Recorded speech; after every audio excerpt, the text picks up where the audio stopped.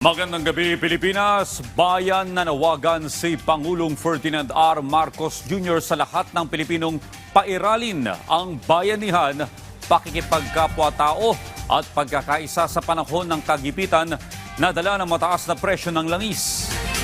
Tiniyak ng Pangulo na ginagawa ng pamahalaan ang lahat para maibsan ang epekto ng mataas na presyo ng langis sa pang-araw-araw na buhay ng bawat Pilipino. Pero hindi rin madadalawang isip ang gobyerno na pananagutin ang sinumang magsasamantala sa sitwasyon. Yan ang ulat ni Clazel Pardilla.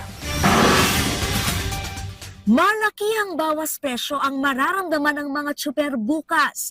Ang tapya sa kada litro ng petrolyo, halos 21 piso sa diesel, higit 8 piso sa kerosene o gaas, at aabot ng 5 piso sa gasolina. Malaking tulong ito lalo na sa ating mga driver, sa mga commuter at sa bawat pamilyang Pilipino na araw-araw naapektuhan ng mataas ng presyo ng krudo. Pero ayon kay Pangulong Ferdinand R. Marcos Jr., Hindi pa ito sapat. Kaya tuloy-tuloy naman ang ginagawa ng inyong pamahalaan para maibsan ang epekto nito sa inyong pang-araw-araw na buhay. Hindi po tayo titigil hanggat hindi natin napababa ang gasto sa biyahe, sa pagkain at sa kabuuang pamumuhay ng ating mga kababayan. binalaan ni Pangulong Marcos ang mga labi sa nag-iimbak ng langis. At yung may mga kaya, huwag kayong nag-hoard ng diesel. Ang tanging pinapayagan lamang na magtabi sa drum ng gasolina ay ang mga consumer na may legitimate operational requirement dito. Gaya ng mga mangingisda at marine equipment operator, mga ospital at iba pang mga gumagamit ng generator set.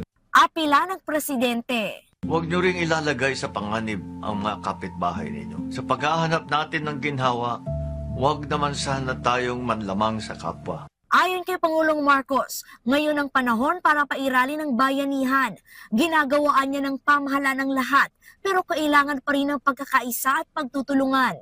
Sa panahon ng kagipitan, dapat ay mangibabaw ang ating pakikipagkapwa-tao. Ito ang kabayanihan na maaari nating ipakita ngayon.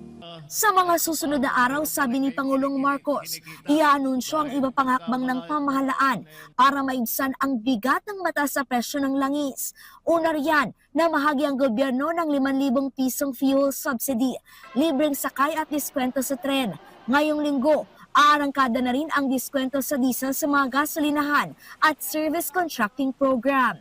Clazel Pardilla para sa Pambansang TV sa Bagong Pilipinas.